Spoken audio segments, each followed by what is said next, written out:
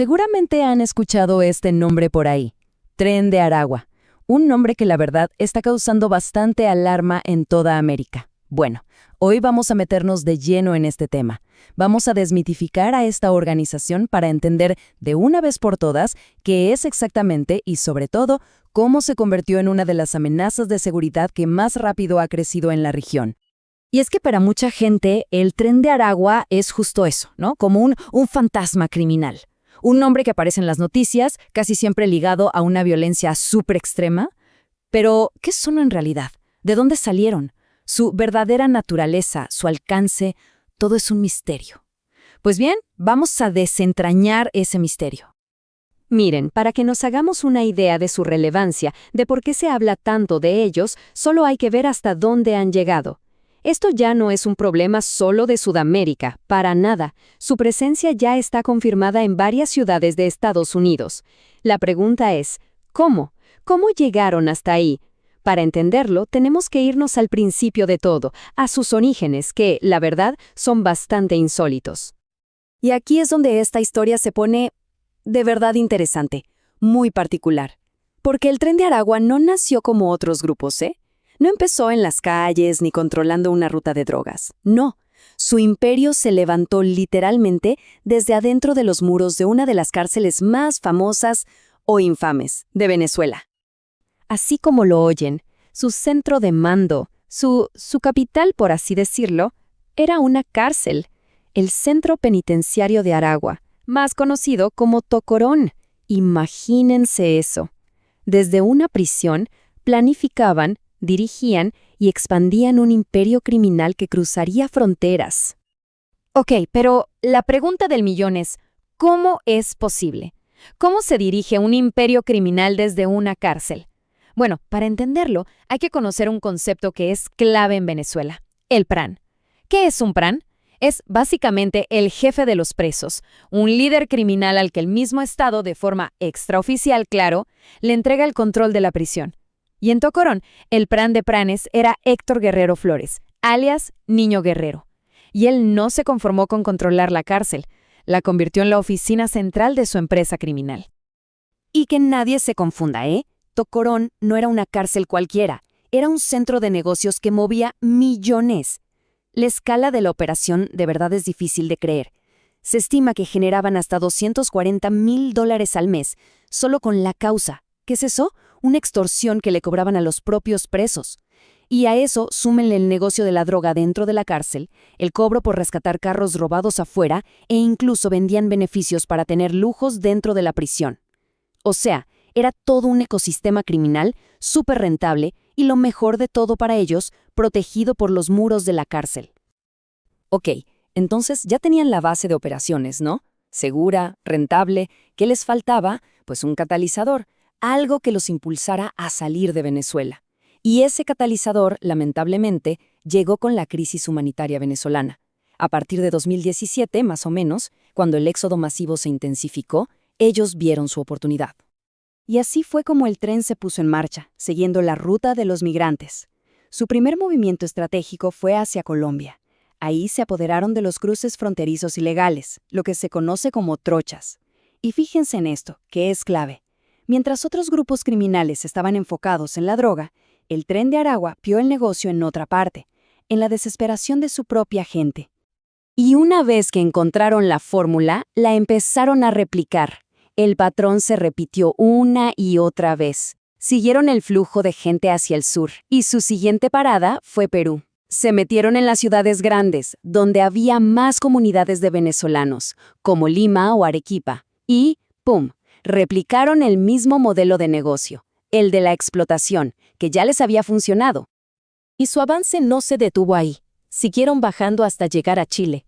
Y en cada nuevo país, la estrategia era un calco de la anterior: seguir a la gente más vulnerable, a los migrantes, para luego establecerse y montar su negocio, un negocio basado en la trata de personas y la extorsión.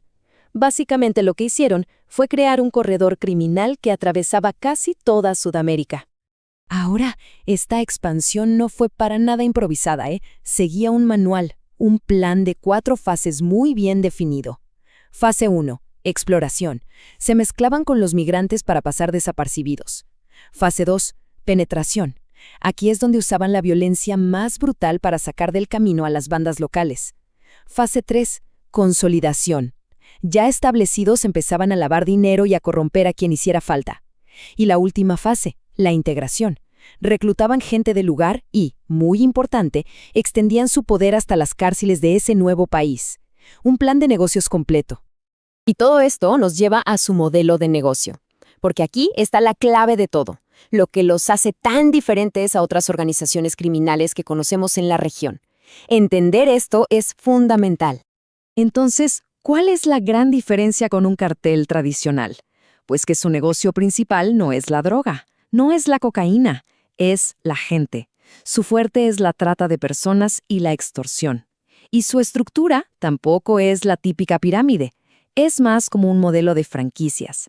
Piensen en ello como una marca criminal que se va expandiendo con grupos que operan de forma semi-independiente, muy diferente a la jerarquía súper rígida de un cartel. Y este modelo de franquicia funciona porque la marca Tren de Aragua tiene como varias capas. Arriba de todo están los de la primera generación, los originales, los leales al jefe. Pero el verdadero motor de su expansión son las franquicias, o sea, grupos locales que pagan una cuota para poder usar el nombre y, sobre todo, la reputación de violentos que tiene el tren. Así la marca crece rapidísimo. Y el modelo ha tenido tanto éxito, entre comillas, que hasta han salido imitadores. Delincuentes comunes que ni siquiera están conectados con ellos, pero usan el nombre para asustar y extorsionar más fácil. Así que aquí llegamos al punto crucial de todo esto. Su producto principal no es una droga, es el miedo. La violencia extrema, esa que sale en los videos, esa que es súper pública, no es un daño colateral, no. Es su principal herramienta de marketing. Así es como construyen su marca, cómo eliminan a la competencia y cómo se adueñan de los territorios. Violencia como publicidad. Pero, como en toda historia, llegó un punto de inflexión, un giro dramático. Esto fue en septiembre de 2023. Después de una década, el gobierno venezolano por fin decidió hacer algo y actuar contra la mismísima base de operaciones que había permitido que el tren creciera tanto. Y no fue cualquier cosa, ¿eh? Desplegaron a 11,000 policías y soldados. Esa fue la escala de la operación para desmantelar su centro de mando en Tocorón. Una demostración de fuerza gigantesca para finalmente retomar el control de esa cárcel que el Tren de Aragua consideraba su casa. Pero aquí viene el pero. La operación tuvo un fallo garrafal. Cuando entraron, los jefes, los más importantes, incluyendo el mismísimo niño guerrero, ya no estaban, se habían esfumado. Todo apunta a que alguien les avisó y eso les dio tiempo de sobra para escapar antes de que llegara nadie. ¿El resultado? Fue el fin de una era sin duda. Todo ese negocio que tenían montado y centralizado en Tocorón desapareció de un día para otro. Lo que quedó fue una organización descabezada, sin su cuartel general, sin su líder visible en Venezuela, con sus estructuras ahí bastante golpeadas.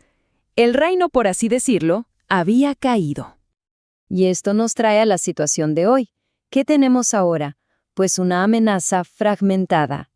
El liderazgo principal está prófugo, nadie sabe dónde. Las células que tienen en otros países, que ya de por sí eran bastante autónomas, siguen operando. Y aquí viene la paradoja.